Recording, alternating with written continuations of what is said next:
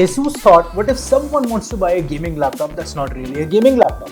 And they came up with this, the ROG Flow Z13. What we have with us is the second generation, and it is better, more powerful, and has all the bells and whistles you can expect from a gaming laptop. But is that good enough to make you shell out close to 2 lakh rupees for this machine? Firstly, the ASUS ROG Flow Z13 is not an everyday big screen gaming laptop. This is a Windows tablet with an Intel i9 chip and RTX 4090 graphics. And secondly, you can bump this up all the way to RTX 4090 using this little connector. I use this as my daily driver, and in the next couple of minutes I'm going to tell you everything you need to know about the ASUS ROG Flow Z13 2023.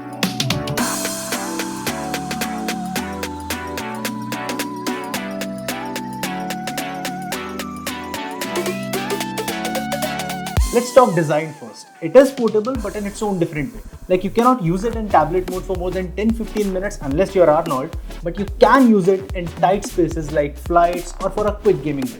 Now it weighs only 1.18 kgs, but it feels really heavy. But you're going to like the way it is built. It has a solid metal CNC chassis, a really sturdy hinge, and a neat RGB window to let you take a sneak peek inside the laptop. And it has a dedicated camera on the back. Yes, ASUS went on to put a good camera at the back. There's also a micro SD card slot and a Gen 4 M2 SSD slot built right here under the hinge. Now, Windows laptops are supposed to be upgradable, but this is so tightly packed that this SSD card is the only upgradable part on this machine. So if you're actually going to buy one, go for the higher spec variants. Now on the sides, you get the power button, volume rockers, a USB 3.2 Type A port and a headphone jack. No USB 4 for this price, but that's a slight letdown. But let's get back to the design. The power button sits flush and the volume buttons protrude, so you can figure out their position without even looking. On the left side, you get a USB 3.2 Type C port for charging and a proprietary ROG XG mobile interface to connect an external GPU. Two things to note here: USB-C charging, which is good, less e-waste, and the XG mobile interface that doubles up as another USB-C port if you need it. And we will get back to this shortly.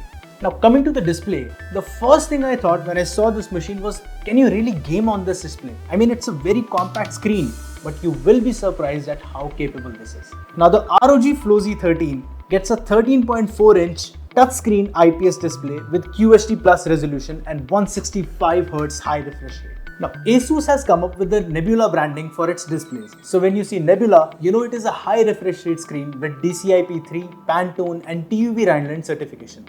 And this bad boy gets the Nebula badge. Now it is a 16:10 aspect ratio display, which makes this tablet taller. It is good for office work, but you will notice black bars when you're watching widescreen content. So the display is not a problem, but the speakers are.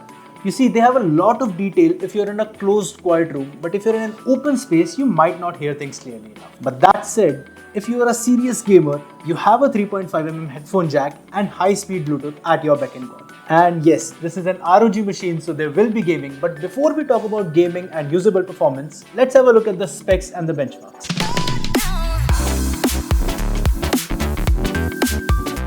The ASUS ROG Flow Z13 is packing a 13th Gen Intel i9 13900H chip paired with NVIDIA RTX 4060 laptop graphics. The model we have with us has 16GB DDR5 RAM, 1TB PCIe Gen 4 SSD, and the mobile XG connector port that lets you add more power and more ports. Now I benchmarked the ROG Flow Z13, stress tested it and played Far Cry 6 on maximum settings for 8 straight hours, and here are the results. It scored 49,193 on Catzilla, Unigine 2 got 4743 and Cinebench got a multi-core score of 13,786 and a single core score of 2018.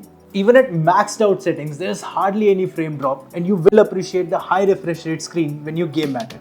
It is a compact screen, but it is no doubt a really good screen for gaming. And when you max it out in turbo mode, you can actually hear the fans in a quiet space. But it is a slight hum and doesn't get annoying even at full power.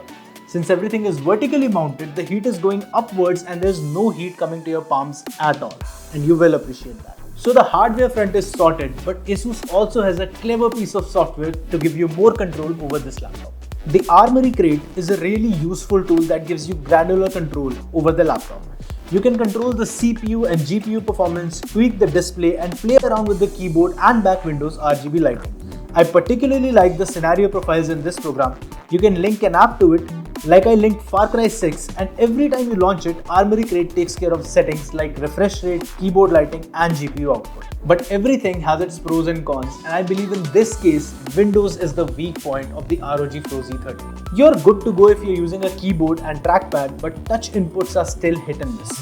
But that's a Windows thing and this is an ROG machine. So let's talk about this little port here right now. The XG mobile connector has some serious horsepower, and once you hook this machine up to the external graphics, this turns into an entirely different monster. This pricey piece of hardware I got here is an RTX 4090 mobile GPU. And here are the benchmark scores after we hooked this machine up to this. After connecting the XG mobile, we got benchmark scores of 51,362 on Catzilla and a Unigine 2 score of 31,345. In fact, this thing is so powerful that it has its own cooling system and power supply. But what do you need it for? Far Cry 6, Forza Horizon and maybe a couple of other games like Cyberpunk can make full use of this GPU. Other than that, this is a really expensive dock for the ROG Flow Z13 and gives it a plethora of more ports. The XG Mobile has a gigabit LAN port, HDMI 2.2, 3 USB 3.2 Type A ports, 1 SD card slot, 1 USB 3.2 Type C port. So if you decide to buy this, you're never going to run out of ports again. So far, you must be thinking, where did ASUS compromise if they made such a good machine with a good display, powerful specs and such crazy engineering as the XG mobile interface? The answer is battery. In my mixed moderate office usage, I got roughly 4 to 5 hours of battery life. Even at the most power saving settings, it has just enough juice to let you use it for a couple of hours before you have to plug it in again. And this is a big issue because the more you have to charge it, the faster your battery health drops. And once ASUS fixes this will be a whole different machine altogether.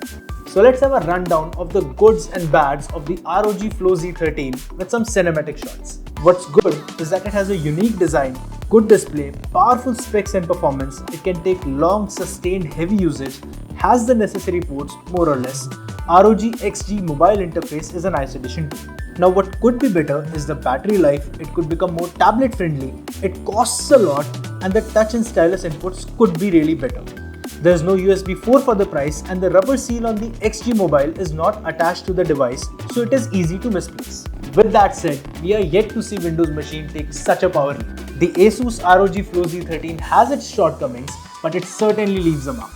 Of course, you can buy more proper gaming laptops like the ROG Zephyrus G16 or the MSI Titan and even save some money on it.